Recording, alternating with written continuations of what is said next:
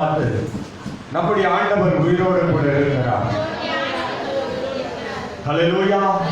அவர் நேற்றும் இன்றும் என்றும் மாறாதவர். ஹல்லேலூயா. கர்த்தர் இந்த நாள் உயிர்த்தெழுந்த நாள். சதா காலங்களில் ஆண்டவர் நம்மோடு கூட இருக்கிறார். ஹல்லேலூயா.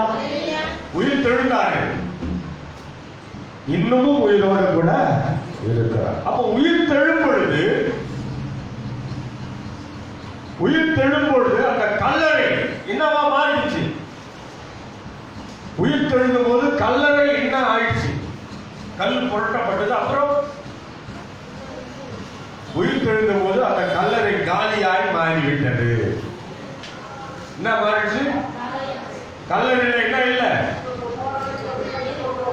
டெட் பாடி இல்ல. கல்லறையில இயேசு கிறிஸ்துவினுடைய சரீரம் இல்லை.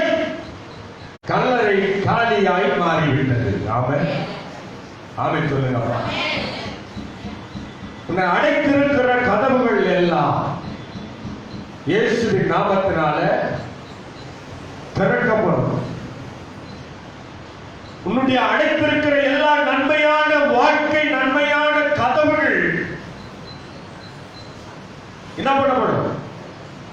திறக்கப்படும். நன்மைய பூட்டி வைத்திருக்கிற, நன்மைய தடப்பட்டு வைத்திருக்கிற எல்லா பிசாசின் கிரியும் மனுஷிய தந்திரங்களும் விலகி ஓட போகிறது. ஆமென் சொல்லுங்க. அந்த இடம் காலியா மாறப்போகுது. எந்த இடம்? உனக்காக ஏற்படுத்தி வைத்திருக்கிற நன்மை, உன்னுடைய ஆசீர்வாதம் எங்க இருக்குது? அந்த இடம் காலியா மாறின எங்க வரும்? உன்னிடத்துலதான் வரும். ஆமென் சொல்லுங்க. உனக்காக வாங்கி வச்சிருக்கிற பட்டு புடவை கடையில் இருக்குது. உனக்காக செலக்ட் பண்ணியிருக்கிற ஆண்டவர், அதனுடைய விலை 1 லட்சம் ரூபாய். அது பட்டு புடவைகளுடைய விலை. எந்த கடையில் இருக்குதுன்னு யாருக்கு தெரியும்? உனக்கு அந்த கிஃப்ட் ஆண்டவர் தரன்னு வாக்கு கொடுத்துட்டாரு. நீ ஜபம் பண்ணும்பொழுது அந்த தடையை நீக்கி அந்த புடவை உன் கையில வரும்படி ஆண்டவர் கிருபை செய்வார். விலகதா இல்லையா? எத்தனை பேருக்கு புரியுது? அப்போ அந்த 1 லட்சம் ரூபாய் உண்டான அந்த பட்டு புடவை அந்த கடையில இருந்து என்ன ஆகும்? வெளியேற்றப்படும். உன் பீரோக்குள்ளே அது என்ன பண்ணும்? பிரவேசிக்கும். ஹல்லேலூயா. உனக்கு உண்டான வேலை, 1 லட்சம் ரூபாய்க்கு உண்டான வேலை ஆண்டவர் நிர்ணயம் பண்ணி வச்சிருக்கிறார். இந்த மாசத்திலே தரும் சொல்றார். எத்தனை பேர் விசுவாசம்? அந்த வேலை அங்கிருந்து உன் கரங்களிலே வரும். விசுவாசம் இருக்குதா? உயிர் தெழுந்த ஆண்டவர் உன்னோடு என்னோடு கூட இருக்க. கல்லறை காலியாய் மாறிவிட்டது. கல்லறை எதுக்கு பயன்படும்? செத்த பணத்தை வைப்பதற்கு தான் கல்லறை. கல்லறையே காலியாயிட்டாங்க. ஹல்லேலூயா. அந்த மாதிரி வாழ்க்கையில நன்மை வரல, ஆசீர்வாதம் எனக்கு இல்லை, வேலை இல்லை, சுகம் இல்லை, எனக்கு நிம்மதி இல்லை, ஒருவேளை கூட சாப்பாடு என்னால என்ன பண்ண முடியல, நிம்மதியா சாப்பிட முடியல அப்படின்னு வேதனைப்பட்டு வந்திருந்தா, அப்படிப்பட்ட வேதனை எல்லாம் நீங்கி ஆண்டவர் சுகத்தை உனக்கு கொடுக்க போகிறார். சுகம் யாருக்கிட்ட இருக்கு? சுகம் உனக்கு சுகம் கொடுக்கிறது யாரு? சுகம் தந்தீரே நன்றி ஐயா, சுகம் தந்தீரே நன்றி ஐயா, நாளைக்கு பலன் தர போரி நன்றி ஐயா, அடுத்த மாசம் சுகம் தர போரி. அந்த மாதிரி எத்தனை பேர் பாடுவீங்க? அடுத்த மாசம் சுகம், நாளைக்கு வந்தா போதும். அந்த மாதிரி யாரா இருக்கிறீங்களா? ஓட்டுக்கு படம் கொடுக்குறது கூட எனக்கு இப்பவே கொடுக்கணும். சட்டம் போடுறாங்களா இல்லையா? இப்பவே கொடுக்கணும். உங்க எண்ணங்கள், ஆசீர்வாதத்தின் கதவுகள் உனக்காக திறக்கப்படும்.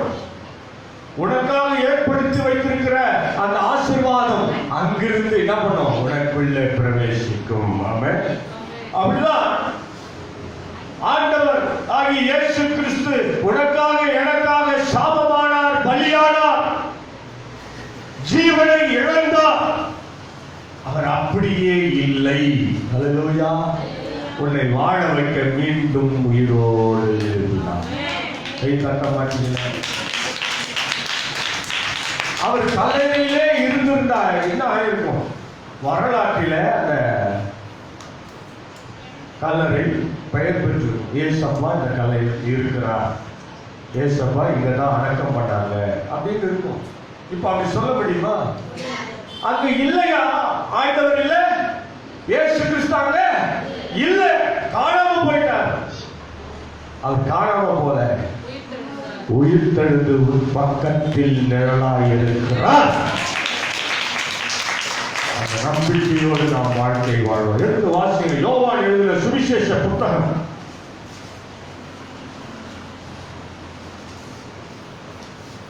20வது அதிகாரம் 26 தொடர்ந்து 3 வசனங்களை நாம் வாசிக்கிறோம். 29 இருந்தார்கள். தோமாவும் இருந்தால் கதவுகள் பூட்டப்பட்டிருந்தது. இயேசு நடுவே நின்று உங்களுக்கு சமாதானம் என்றார். உன் விரலை நீட்டி என் கைகளை பார், உன் கையை நீட்டி என் விலாவலியை போடு.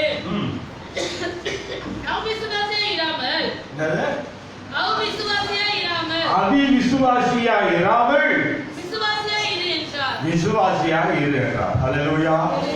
ஆண்டவர் எங்கிருந்து வெளியே வந்துட்டாரு? கல்லையிலிருந்து வெளியே வந்துட்டார். வெளியே வந்து எங்க வராரு? 11 சீஷர்கள் ஒரு இடத்துல கூடி இருக்கிறாங்க. ஐயோ, நாம் பின்தொடர்ந்து சென்ற இயேசு கிறிஸ்து மரித்து விட்டார், அவர்தான் தெய்வம் என்று நாம் பின்தொடர்ந்து சென்றோம், அவர்தான் உலக ரட்சகர் என்று நாம் பின்தொடர்ந்து சென்றோம். அப்படிப்பட்ட தெய்வம் என்ன பண்ணிட்டாரு? மறித்து விட்டார். இனி நம்மளை யார் லீட் பண்றது? யார் நம்ம வழி நடத்துறது? தெரியாம பயத்தோடு அவங்க என்ன பண்ணாங்க? குழப்பத்தோடு அவங்க ஒரு வீட்டுக்குள்ள இருக்கிறாங்க. அந்த இடத்துல இயேசுவானவர் பிரவேசிக்கிறார். ஆமென். எங்கிருந்து காலியா ஆயிட்டாரு? கல்லையிலிருந்து வெளியே வந்துட்டார். யோவான் மத்தேயு எழுதின சுவிசேஷ புத்தகம் 28ஆம் அதிகாரம் 6ஆம் வசனம் படிங்க. மத்தேயு 28:6. அவர் அங்கே இல்லை, தாம் சொன்னபடியே உயிர்த்தெழுந்தார். கர்த்தரை வைத்த இடத்தை வந்து பாருங்கள். சீக்கிரமாய் போய் எழுந்தார். ஹல்லேலூயா. போதும். இயேசு கிறிஸ்து அங்கே இல்லை. எங்க வந்து விட்டார்? சீஷர்கள் மத்தியில் வந்து விட்டார். ஆமென். ஹல்லேலூயா. இயேசுப்பா வேற எங்கேயும் இல்லை. எங்க இருக்கிறார்? எங்க இருக்கிறார்? கல்லறையில் இல்ல, சீஷர்கள் மத்தியில பிரவேசித்தார். இப்ப இயேசுப்பா எங்க இருக்கிறார்? இந்த நாள், இந்த நிமிஷம் எங்க இருக்கிறார்? நம்மோடு எங்க இருக்கிறார்? இந்த பக்கம் இருக்கிறாரா, அந்த பக்கம் இருக்கிறாரா, முன்னாடி இருக்கிறாரா, பின்னாடி இருக்கிற? எங்க இருக்கிறார்? அதான் எங்க இருக்கு? நம்மோடு இருக்கிறார்னா எங்க? உன் சிந்தனையிலே அவர் இருக்கிறார், உன் செயல்ல அவர் இருக்கிறார், உன் வாயின் வார்த்தையில அவர் இருக்கிறார். ஹல்லேலூயா. எத்தனை பேர் அப்படி நடக்கிறீங்க? உன் பேச்சில் இருக்கிறார்மா, உன் மூச்சிலே இருக்கிறார். ஆமென். உன் உள்ளத்திற்குள் ஆண்டவர் வாசம் பண்ணுகிறார். அவர் எங்கே இல்லை? கல்லறையிலே இல்லை. அவர் வேற எங்கே இல்லை, உனக்குள்ளதான் இருக்கிறார். அங்க குழப்பத்தோடு பயத்தோடு இருந்த சீடர்களுக்கு ஒரு சாட்சியாய் வந்தார். மெய்யான தேவனாக வந்தார். இந்த நாளிலே பயத்தோடு போராட்டத்தோடு வாழ்ந்திருக்கிற உன் வாழ்க்கைக்குள்ள ஆண்டவர் வந்திருக்கிறார். உன் போராட்டம் மாறும், உன் துக்கம் மாறும், உன்னுடைய பலவீனங்கள் நீங்கும். ஏன்னா இயேசு கிறிஸ்து உன்னோடு கூட இருக்கிறார். அந்த மகிமையை நீ உணர்ந்து ஆண்டவரை என்ன பண்ணணும்? ஸ்தோத்திரிக்கணும். வைராகியமா ஜெபம் பண்ணணும். வேத வசனத்தை நீ தியானம் பண்ணணும். இது உனக்காக ஏற்படுத்தின வசனம், உனக்காக ஏற்படுத்தி வைத்திருக்கிற வார்த்தை என்று இதை நீ சுதந்திரித்துக் கொள்வாயானால் 11 சீஷர்கள் மத்தியிலே தோன்றின தேவன் உன் வாழ்க்கையிலும் அவர் தோன்றுவார். அல்லேலூயா. உன் வாழ்க்கையில் ஆண்டவர் என்ன பண்ணுவாரு? தோன்றுவார். அந்த 27ஆம் வசனத்தை படிங்க. மத்த யோவான் 20:27. பின்பு அவர் தோமாவை நோக்கி, நீ உன் விரலை இங்கே நீட்டி என் கையில் பார், உன் கையை நீட்டி என் விலாவிலே போடு. அவிசுவாசியாய் இராமல். நல்லா கவனிக்கணும். என்ன சொல்றாரு? உன் கையை நீட்டி என் விலாவிலே போடு. இப்ப என்ன சொல்றாருன்னா, ஆண்டவர் உன் இருதயத்தை திறந்து கொடுன்னு சொல்றாரு. ஆமென் சொல்லுங்க. அப்ப சொன்னாரு தோமா கிட்ட, உன் கையை நீட்டி என் விலாவில என்ன பண்ணு? அடிக்கப்பட்ட ஆணி அடிக்கப்பட்ட இடத்துல என்ன பண்ணு? தொட்டு பாரு. நான் தான் மெய்யான தெய்வம் என்பதை அறிந்து கொள்வார். நான் தான் இயேசு என்பதை அறிந்து கொள்வாய். இப்போ உன் இருதயத்தை திறந்து கொடு. அவங்க உன் வாழ்க்கையை ஆண்டவர் எப்படி சீர்படுத்துறான்னு பாருங்க. அல்லேலூயா. உன் வாழ்க்கைய எப்படி சீர்படுத்துற? எத்தனை பேர் வாழ்க்கை சீர்படணும்னு நினைக்கிறீங்க? சீர்படணும்னு நினைக்கிறவங்க கையை உயர்த்தி சொல்லுங்க. என் வாழ்க்கை சீர்படணும். அப்போ இப்போ சீரா இல்லையா? உண்மையா என் வாழ்க்கை கூட இன்னும் சீரா மாறல. ஆண்டவர் சீர்படுத்தின்னு தான் இருக்கிறார். சொல்லுங்கப்பா. சீர்படுத்தின்னு தான் இருக்கிறார். ஆமென். ஒவ்வொரு நாளும் நம்மை ஆண்டவர் என்ன பண்றாரு? சரி பண்ணுகிறார். ஆமென். என்ன பண்றாரு? சரி பண்ண. உன்னை குறித்து ஒருத்தர் தவறாவே, அதாவது என்ன சொல்லுவாங்க, பாசிட்டிவா நெகட்டிவாவே பேசுறாங்க. இது அடங்காது, இது மதிக்காது, இப்படி பண்ணுது அப்படி பண்ணுதுன்னா நீ என்ன பண்ணணும்? இவங்க மதிக்கிறதே இல்லை அப்படின்னு சொல்றாங்கன்னா நீ என்ன பண்ணணும்? மதிக்கிற மாதிரி நடக்கணுமா நடக்கணும்? சொல்லுங்கப்பா. அது நான் ஏன் உங்களுக்கு மதிக்கணும்? இப்படி கேட்டா எப்படி? நான் எவ்வளவோ விட்டு கொடுத்து போறேன், அவங்க என்ன பண்ணல சேர்த்துக்கல. எவ்வளவு தானா விட்டு கொடுத்து போறோம். நிறைய மனைவிமார் பிரச்சனை கணவன் மேல, கணவன்மார்கள் பிரச்சனை மனைவி மேல குற்றச்சாட்டு என்ன வரும்? நான் மட்டும் விட்டு கொடுக்க போனேன்னு வச்சுக்கோ, நீ என்னைக்கோ என்ன பண்ணிட்டு இருப்ப? உங்க அம்மா வீட்டுக்கு நான் விட்டு கொடுத்து இல்லைன்னா நீ என்னைக்கோ என்ன பண்ணிருப்ப? ஊரை விட்டே ஓடிட்டு இவங்க சொல்லுவாங்க. அல்லேலூயா. இந்த வார்த்தை ஜாலம் என்னது? வார்த்தை ஜாலம். அங்க அப்படிதான் நடக்குது. ஆண்டவர் சொல்றாரு, உன் கையை விழாவில் என்ன பண்ணு? போட்டுப்பார். அவிவிசுவாசி. என்னது? எவ்வளவு அழகா சொல்றாரு பாருங்க. அதற்கு இயேசு, தோமாவே, என்னை கண்டதினாலே நீ விசுவாசித்தாய். காணாதிருந்தும் விசுவாசிக்கிறவர்கள் பாக்கியவான்கள். கையில தட்ட மாட்டீங்களேன். கண்டதினாலே நம்பணும். கையை போட்டு பார்த்தா, ஆமா உண்மையாவே இவர் யாரு? இயேசுதான். இவர் பேய் இல்ல, ஆவி இல்ல, பிசாசு இல்ல, இவர் இயேசுதான் நம்பினார். ஆமென். காணாத நம்புற நம்ம எவ்வளவு பாக்கியவான்கள். அல்லேலூயா. அந்த 27ஆம் வசனம். பின்பு அவர் தோமாவை நோக்கி, நீ உன் விரலை இங்கே நீட்டு போடு. ஆமா, பக்கத்தில் இருக்கிற ஆளை பார்த்து அவிவிசுவாசியாமல் இராமல், அப்படி அவிவிசுவாசியா இராதே, விசுவாசியா இரு. அவிவிசுவாசி என்ன பண்ணும்? நம்பிக்கை இல்லாத ஜபம், உணர்வு இல்லாத பாடல், அப்புறம் ஏனோ தானோன்னு என்ன பண்ணுறோம்?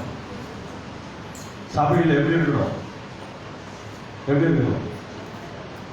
எப்படி இருக்கணும்? அமைதியாகவே இருந்துட்டு அமைதியாகவே போயிடணும். அதே விசுவாசி ஆண்டவர் நம்புறதான். நான் ஆண்டவரை நம்புறேன், ஆண்டவரை நம்புறேன். நீ ஆண்டவரை நம்புற யாரும் இல்லைன்னு சொல்லுங்க. முழுமையா நம்புறியான்னு தான் கேள்வி. பக்கத்தில் இருக்கிற ஆளை பார்த்து, ஆண்டவரை நீ இத்தனை வருஷமா நம்பியிருந்த, முழுமையா என்னைக்கு நம்புற? இன்னைக்கு நம்பலாமா? ஆண்டவர் அவிசுவாசியாய் இராமல் என்ன பண்ணணுமா? அவிசுவாசியாய் விசுவாசியாய் இரு. அங்க இருந்து அவனுக்கு சந்தேகம் வந்துருச்சு, இவர் இயேசுவா இல்லையா அப்படின்ற சந்தேகம் வந்து. உன் வாழ்க்கையை ஆண்டவர் ஆசீர்வாதமா மாத்துவாரா மாத்த மாட்டாரா? சந்தேகம் இருக்குதா? உன் அடிமை நுகத்தை முறிப்பாரா இல்லையா? சந்தேகமா இருக்கிறியா? ஹலோ, உன்னை வாழ வைப்பாரா இல்லையா? என்னை வாழ வைக்கும் அன்பு தெய்வமே. வாழ வைக்கும், அப்புறம் பலா வைக்கும், அப்புறம் பூசணி வைக்கும். அப்படியா? என்ன என்ன வைக்கும்? வாழ்க்கைன்னா என்ன? மேடு பள்ளம் கடந்து வந்தே மெசையா கூட கண்ணீர் பாதையிலே கடிபோடு நடத்தி வந்து நல்லவரே அல்லவரே நன்மையால் என்னை என்று நிரப்பதே.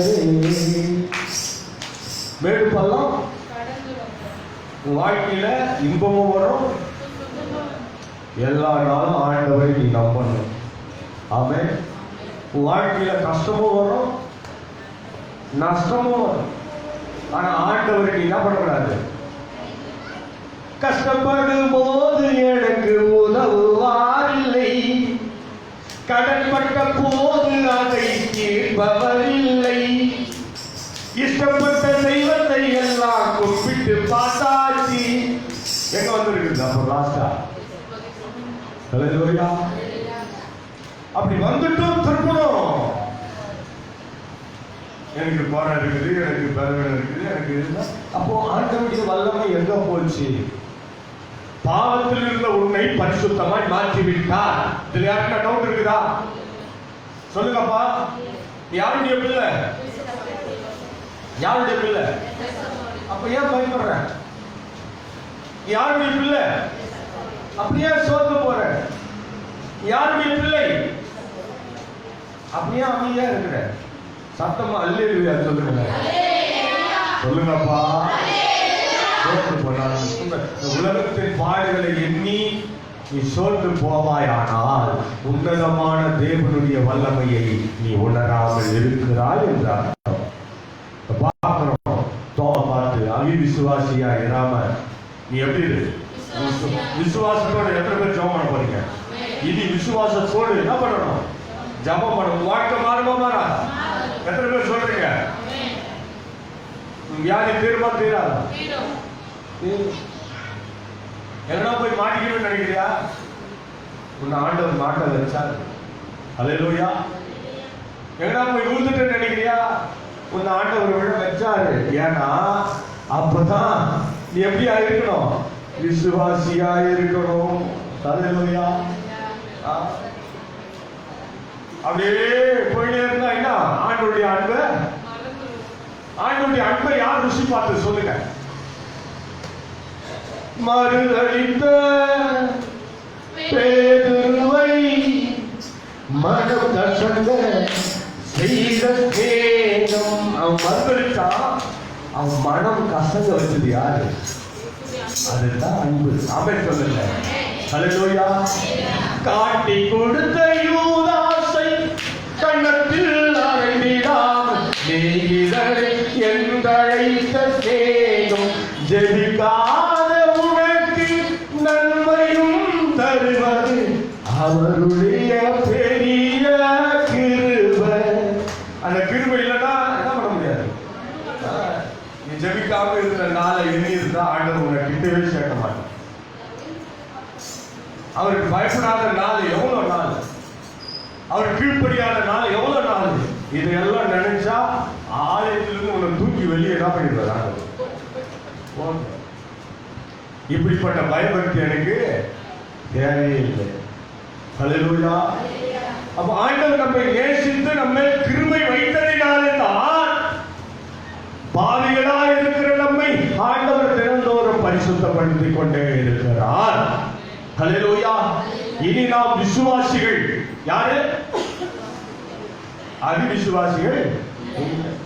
அப்ப அவிசுவாசமான வார்த்தை வரணுமா? வாயிலிருந்து வரணுமா? வரக்கூடாதா? வரவே கூடாது. ஆமென் சொல்லுங்க.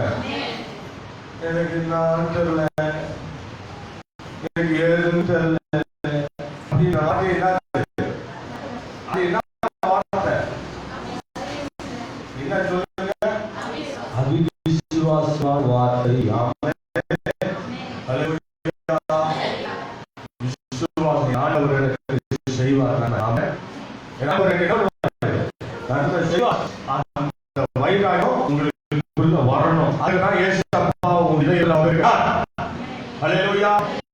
இனி நீ பயப்படக்கூடாது. இனி யார் நடக்குது, நீ எப்படிதான் போவோம், இனி என் குடும்பம் எப்படிதான் உயரப்போகுது, என் பிள்ளை எப்படிதான் வாழப்போகுது, என்னுடைய குடும்பத்தினுடைய நன்மை எப்படிதான் எனக்கு கிடைக்கின்ற பயம் உனக்கு தேவையே இல்லை. ஆமென் சொல்லுங்க.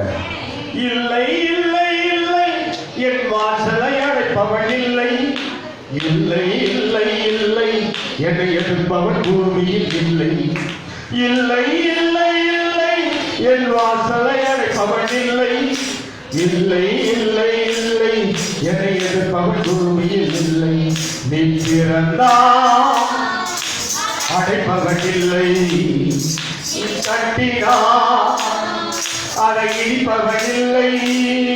நீ பிறந்தால் அதை அடைப்பவன் இல்லை, நீ கட்டினால் அதை இடிப்பவன் இல்லை.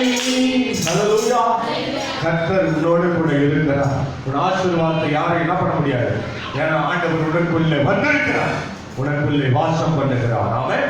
எடுத்து வாசிக்க 1 கொரிந்தியர் 15ஆம் அதிகாரம் 6வது வேத வசனத்தை வாசிக்க கேட்போம்.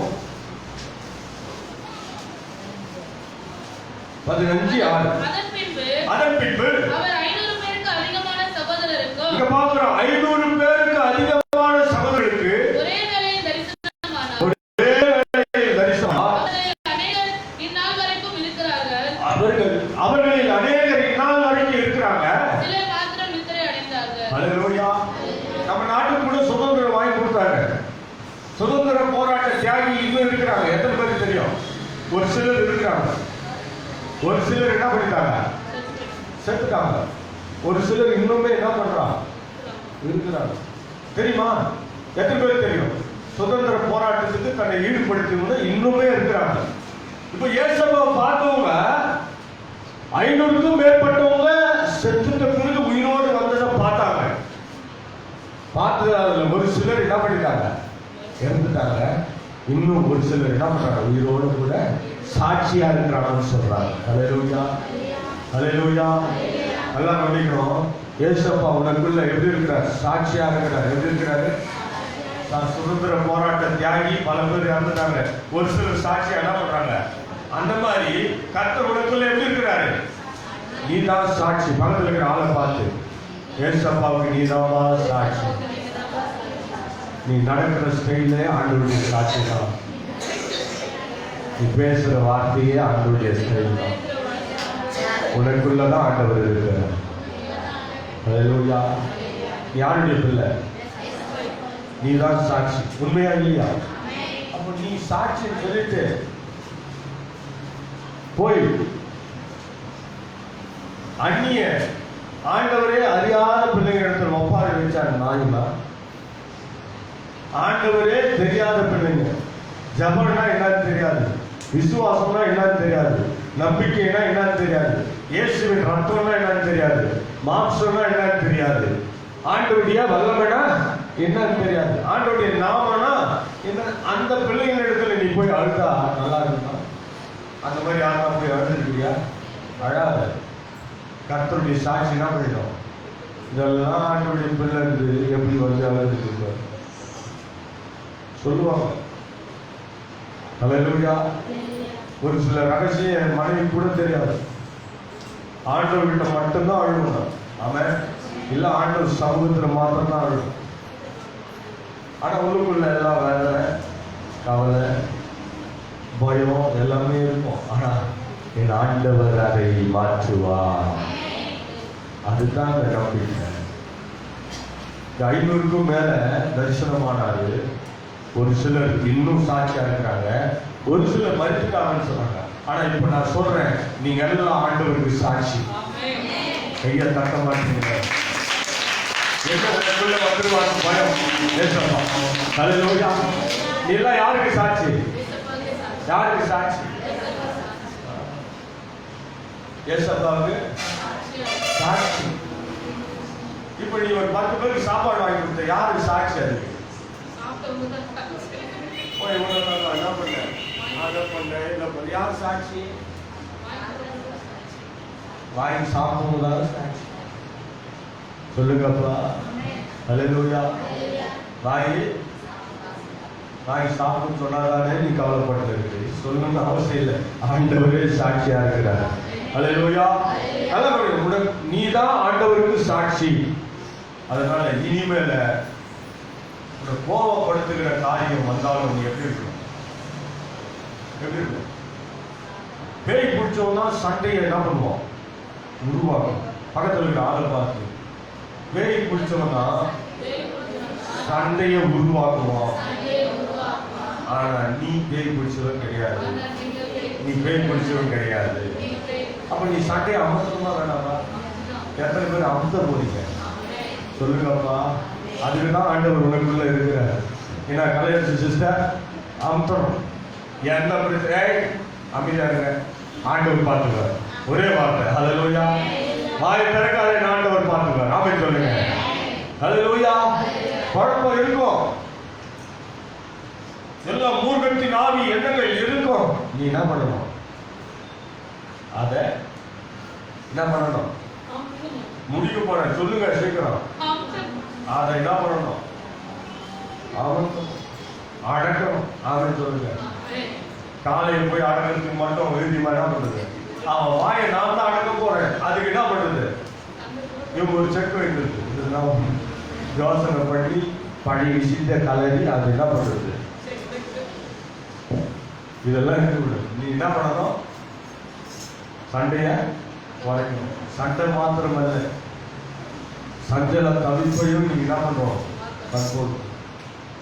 ஒரு விஷயம் உனக்குள்ள இருக்கும்போது நீ மட்டும்தான் வெளிப்படுவ, துக்கப்படுவ. அந்த விஷயம் உன் குடும்பத்தாருக்கு போகும்போது உன் குடும்பமே என்ன பண்ணும்? என்ன பண்ணும்? துக்கப்படுறதில்ல. அப்போ அதை நம்ம கண்ட்ரோல் பண்ணணும் வேணாமா? சொல்லுங்கப்பா. ஹல்லேலூயா. இதை நம்ம கண்ட்ரோல் பண்ணணும் வேணாமா? அந்த மாதிரி துக்கமான ஒரு காரியம் மற்றவங்க எல்லாம் வேதனைப்படுவாங்கன்னா அதை நீ என்ன பண்ணணும்?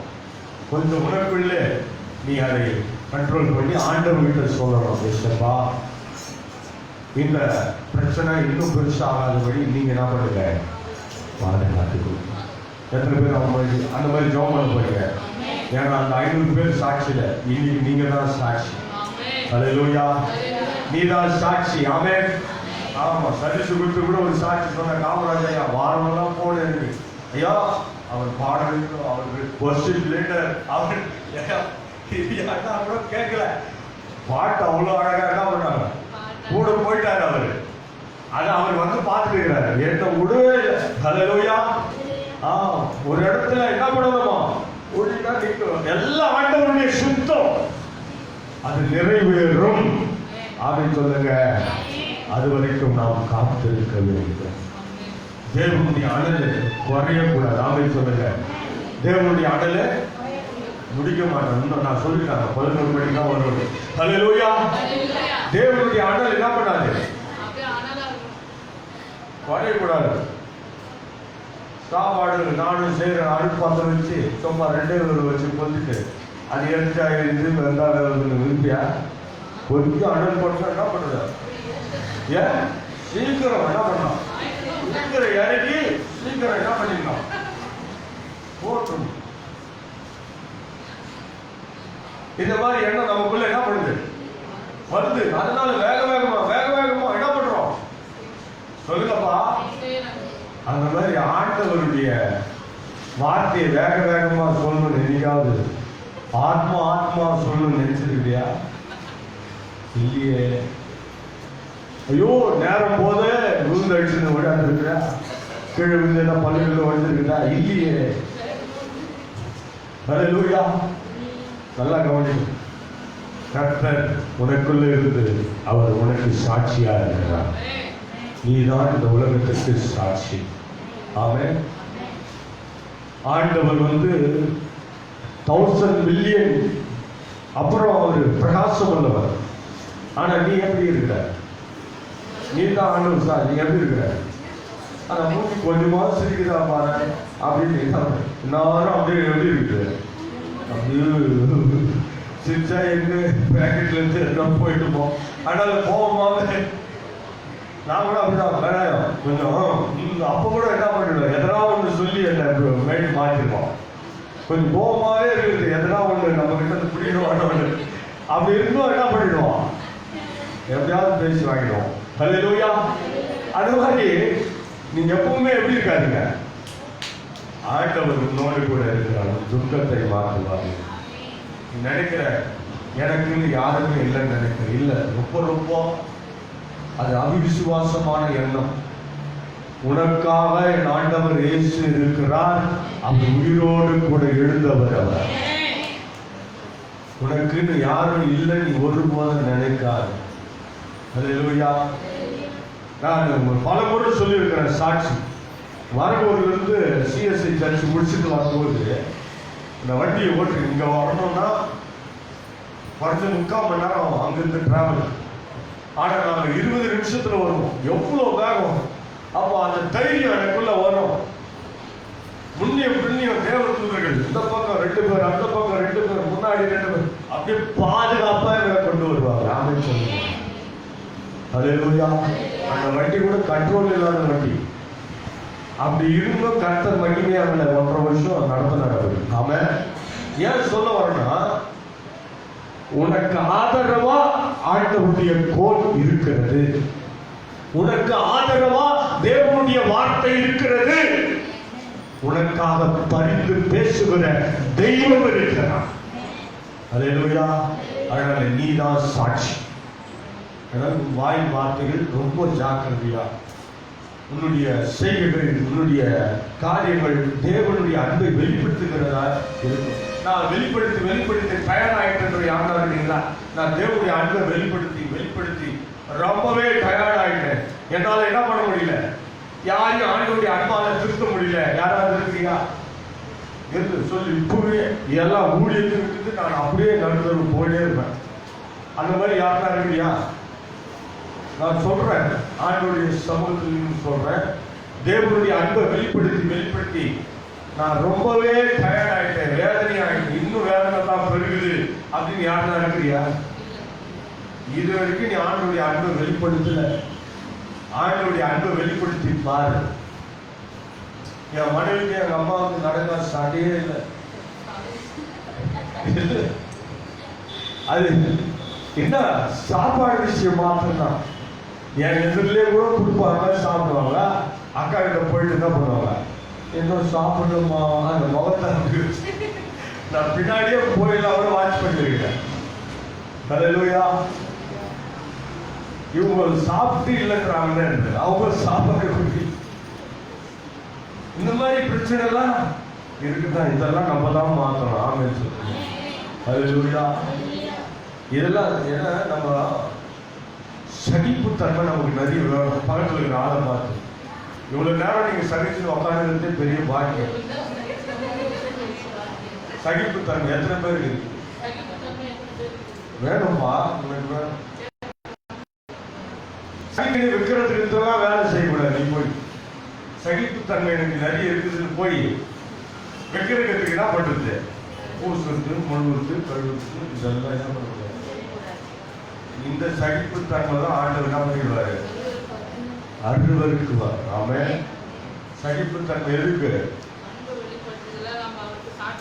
கசப்பாக வருகிற வாழ்க்கையில கசப்பான காரியங்கள், வாழ்க்கையில எல்லா விதத்திலும் வேதனை நெருக்கத்தோடு இருக்கிற நீ சகிச்சு ஆண்டவருடைய அன்பை வெளிப்படுத்தி நீ ஜெபத்தோடு வாழ்க்கை வாழும்பொழுது நீயே தேவனுக்கு சாட்சியாக இருப்பாய். ஆமென். எடுத்து வாசிங்க. வெளிப்படுத்தும் விசேஷம் 1ஆம் அதிகாரம் 18ஆம் வசனம். சீக்கிரம் இன்னும் 2 வசனத்தை வாசித்து நாம் முடிப்போம். வெளிப்படுத்தும் விசேஷம் 1:18. மரித்தேன் ஆனாலும் இதோ சதா காலங்களில் உயிரோடு இருக்கிறேன்.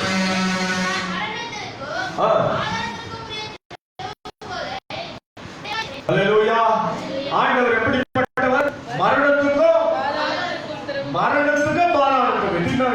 மரணம் வேற, பாதாளம் வேறையா? மரணம் செத்து போயிட்டா எங்க போகணும்? மரணத்துக்கும் பாதாளத்துக்கும் திறவு போகுது. அதுக்கிடையில என்ன இருக்குது? மரணத்துக்கும் நித்திய வாழ்க்கைக்கும் யாருக்கிட்ட வழி இருக்குது? ஆண்டவர் நினைச்சா பாதாளத்துக்கு திறந்து என்ன பண்ணிட்டு வருங்க. இது கொஞ்சம் கூட எனக்கு என்ன பண்றது இல்லை, கீழ்படி இருந்தது, பயப்படுறதும் கிடையாது. நான் எப்படிப்பட்ட தெய்வம் என்பதை கொஞ்சம் கூட என்ன பண்றதில்லை, உணராம வாழாச்சு. அதனால எதை தந்துருவாரு? என்ன பண்ணலாம் யோசனை பண்றேன். எங்க போக போற? பரலோகத்துக்கு போனோமா, பாதாளத்துக்கு போனோமா? அழிவுக்கு போனோமா, அழியாத நித்திய ஜீவனுடைய வாழ்க்கைக்கு போனோமா? நியாய தீர்ப்பு இருக்குதா இல்லையா? அந்த நியாய தீர்ப்பு தான் சாவி. ஆண்டவர் சொல்றாரு, நான் மரணத்துக்கும் பாதாளத்துக்கும் உடைய திறந்து போல உடையவன். நான் மரித்தேன், ஆனால் சதா காலங்களிலும் நான் உயிரோடு கூட இருக்கிறேன். அல்லேலூயா. அவர் உயிரோடு இருக்கிற தெய்வம். உன் வாழ்க்கையை அவர் பார்த்து இருக்கிறார். பாதாள வாசல்கள் உன்னை மேற்கொள்ளாதபடிக்கு ஆண்டவருடைய வல்லமை தான் உன்னை பாதுகாக்கணும். ஆமென் சொல்லுங்க. எல்லாம் வலது கரத்தை மேல மேல உயர்த்தி வலது கரத்தை நான் சொல்றது சொல்லுங்க. ஏசப்பா, பாதாளத்தின் வாசல்கள் என்னை மேற்கொள்ளக்கூடாது. அல்லேலூயா. பாதாளத்தின் வாசல்கள் என்ன பண்ணாது? கைத்தறி ஆண்டவருக்கு நன்றி சொல்லுங்க. ஏன்னா அவர் சதா காலங்களில் உயிரோடு கூட சாவி அவருக்கு தான் இருக்குது. நிச்சயம் நீ அவர் கீழ்படித்தா நீ பாதாளத்துக்கு போக மாட்டே. எங்க போவ? பரலோகத்துக்கு தான் போவ. ஆமென். அல்லேலூயா. கிறிஸ்துவ மரித்தா உயிர் எழுந்திருப்பாங்க. அந்த விசுவாச நம்பிக்கையோடு நம்ம வாழ்க்கை வாழணும். 2 கொரிந்தியர் 5ஆம் அதிகாரம் 7ஆம் வசனத்தை வாசிக்க கேட்போம். இந்த தேகத்தில் குடியிருக்கையில் 5ஆம் அதிகாரம் 17ஆம் வசனம். இப்படி இருக்க ஒருவன் கிறிஸ்துவுக்குள் இருந்தால் புது சிருஷ்டியாய் இருக்கிறான். பழையவர்கள் ஒழிந்து போயினது, எல்லாம் புதிதாயின. ஒருவன் கிறிஸ்துவுக்குள் இருந்தா பக்கத்துல இருக்கிற ஆளப்பா, யாருக்குள்ள இருக்கிறமா? யாருக்குள்ள இருக்கிற ஐயா? யாருக்குள்ள இருக்கிறீங்க? பதில் வச்சா யாருக்குள்ள இருக்கிறீங்க? கிறிஸ்துவுக்குள் வாழும் எனக்கு எப்போதும் வெற்றி உண்டு. கிறிஸ்துவுக்குள் வாழவில்லை உனக்கு எப்போதும் தோல்வி தோல்வி. கிறிஸ்துவுக்குள் வாழ்ந்தாதான் வெற்றி, கிறிஸ்துவுக்குள் வாழலன்னா தோல்வி தான். நான் தொட்டது எதுவுமே ஜெயமாவலை. யாரா இருக்கிறியா? உனக்குள்ள ஆண்டவரே இல்லை. அல்லேலூயா. நல்லா எடுத்த காரியத்தில் வெற்றி பெறுவே, எடுத்த எதிரியான சாத்தான பல்லவனைத்த, எதிரியான சாத்தான முறியடித்த இயேசு கூட வருவார். எல்லாவித அற்புதம் செய்வார். இயேசு உயிர் தெழுந்தார். எல்லா நாள் கூட இருப்பார். ஹல்லேலூயா. நல்லா கவனிக்கணும். ஒருவன் கிறிஸ்துவுக்குள் இருந்தார். உனக்குள்ள ஆண்டவர் இருக்கணுமா? ஆமென் சொல்ல மாட்டீங்களா? கையை உயர்த்தி அல்லேலூயா அல்லேலூயா. ஆண்டவர் உனக்குள்ள இருக்கணும். ஆண்டவர் உனக்குள்ள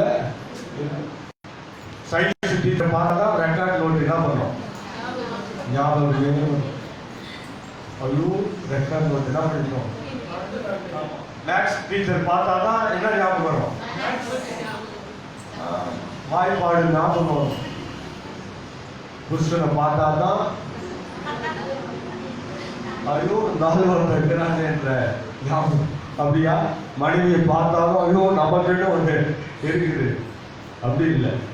கிறிஸ்து உனக்கு வாசம் பண்ண வேண்டும். ஆமே. ஏன்னா கிறிஸ்து உனக்குள் வாசம் பண்ண நீ எப்படி இருப்ப? புது புது படைப்பா மாறுவ. ஆமே சொல்லுங்க. இனிமேல் உன் வார்த்தை புதுசா மாறணும். எப்படி? முன்ன அதட்டி பேசுறதோட இன்னும் புதுசா நீ என்ன பண்ணணும்? அப்படியா? புதுசா மாறினா முன்ன அதட்டி பேசுறது இப்ப எப்படி இருக்கணும்? அன்பா பேசணும். இதுதான் புதுசு. ஆமே சொல்லுங்க. புதுசா புத்தம் புதுசா வாழ்க்கை மாறிடுச்சு. புதுசா புத்தம் புதுசா என் உலகமே மாறிடுச்சு. பழைய புதிய தரிசனம் பெற்று கொண்டு பழைய மனுஷனை துரத்தி கொண்டு புதிய தரிசனம் பெற்று கொண்டு வாக்கு ரத்தம் வந்து விட்டார். வாழ்க்கையை உயர்த்தி விட்டார். வார்த்தையால சொன்னதெல்லாம் என் கண்கள் காண செய்தார். புதுசா புத்தம் புதுசா என் வாழ்க்கை மாறிடுச்சு. புதுசா புத்தம் புதுசா என் உலகமே மாறிடுச்சு. அல்லேலூயா. கிறிஸ்துவுக்குள் உன் வாழ்க்கை இருந்தா எப்படி மனுஷன்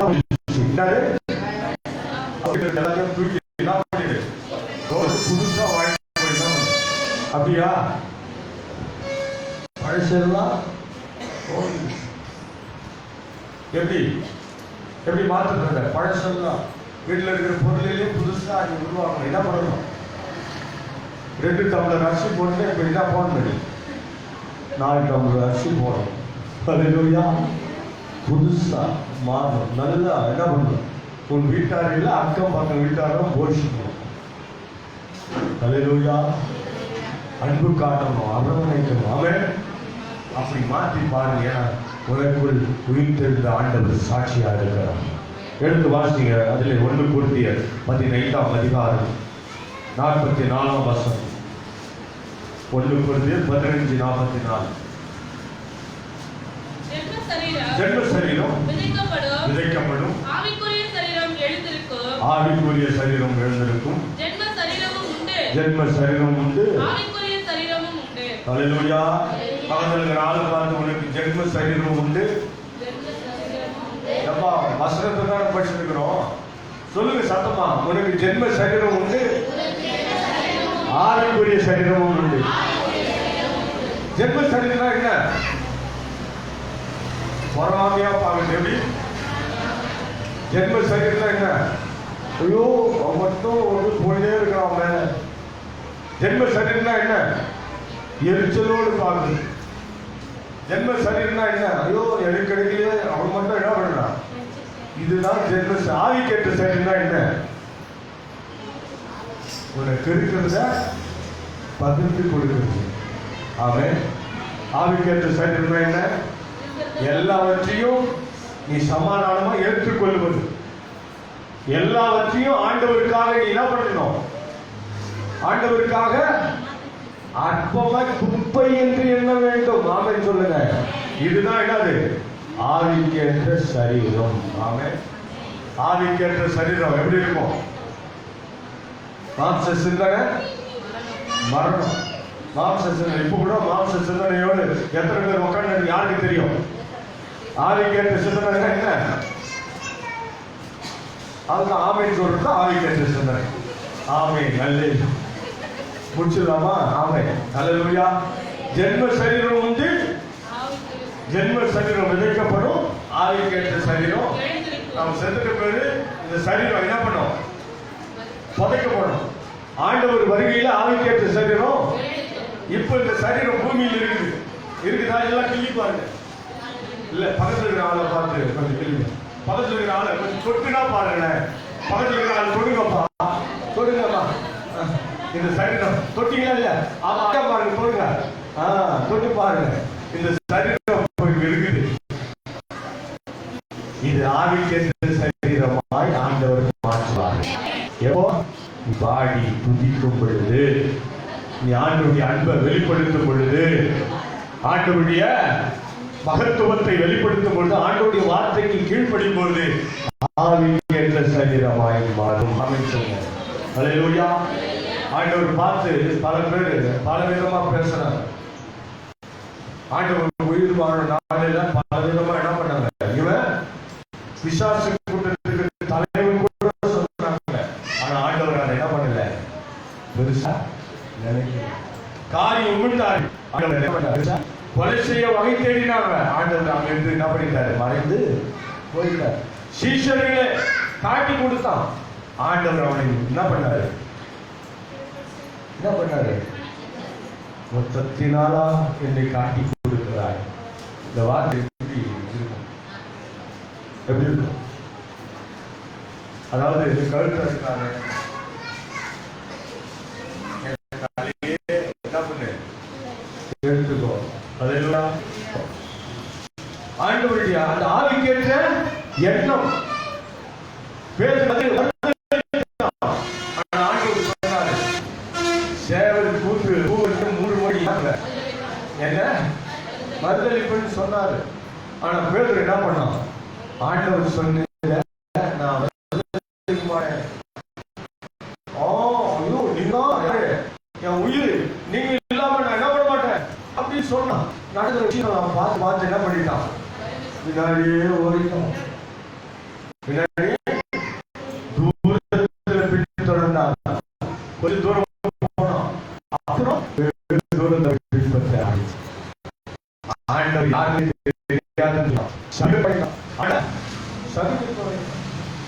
ஆண்டவர் சொன்ன வார்த்தையை அவன் நினைவு கூர்ந்தான். பேதுருவே, இன்று சேவல் கூவலுக்கு முன்பதாகவே நீ 3 முறை என்ன பண்ணுவ.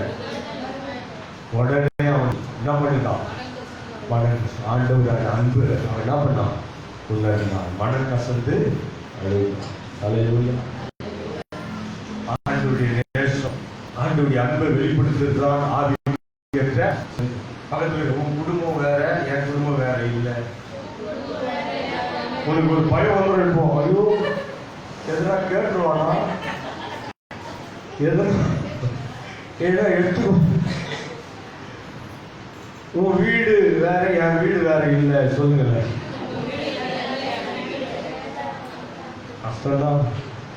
ஜென்ம சரீரம் வேற, ஆவிக்கேற்ற சரீரம் இந்த அல்லேலூயா.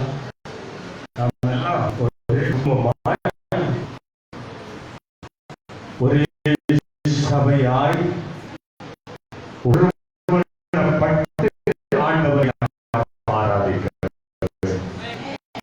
அதுக்காக ஆண்டவர் உயிரோடு எழுந்திருக்கிறார். அல்லேலூயா. உண்டோ சத்தம் உண்டோ, உண்டோ அங்கு விடுதலை உண்டு. சபையில் ஒரு மனம் இருந்தா விடுதலை உண்டாகும். குடும்பம் இருந்தா விடுதலை உண்டாகும். அல்லேலூயா. சபையிலே இருக்கணும், உங்க குடும்பத்தில் ஒரு மனம் பற்றி நீங்கள் ஜெபியுங்கள். உயிர் தெழுந்த ஆண்டவருடைய வல்லமையில நீங்கள் கர்த்தர் உங்களோடு கூட என்னாலும் இருப்பார். ஆமென். உங்களை புது சிருஷ்டியாய் ஆண்டவர் மாற்றுவார். தேவனாவே இந்த சத்திய வேத வசனத்தை ஆசீர்வதிப்பாராக. எல்லாம் முழங்கால் பிடிப்போம். ஆண்டவருடைய பந்திக்காக நம்மை ஆயத்தப்படுத்திக் கொள்வோம்.